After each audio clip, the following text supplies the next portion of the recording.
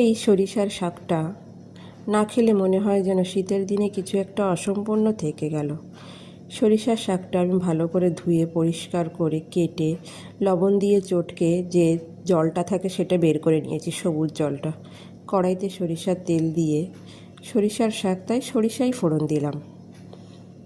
এই প্রথম রান্না করলাম আমি এই শাকটা, আমি মায়ের হাতে খেয়েছি। সরিষাটা হয়ে গেলে শাকটাও দিয়ে দিলাম। শাকটার পরে আমি লঙ্কা কুচি দিয়ে দিলাম।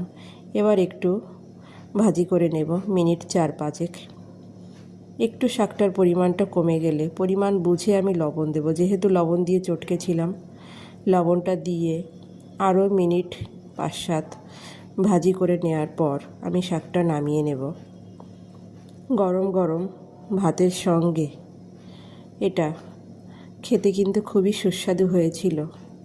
তবে অনেকে একটু তিতো তিতো লাগতে পারে, যেহেতু লবণ দিয়ে চটকে ভালো করে ধুয়ে ফেলে নিতে হবে, তাহলে কিন্তু আর তিতো লাগবে না। শাকটা কিন্তু খুবই সুন্দর লাগে, গরম গরম ভাতের সঙ্গে অসাধারণ লাগে খেতে।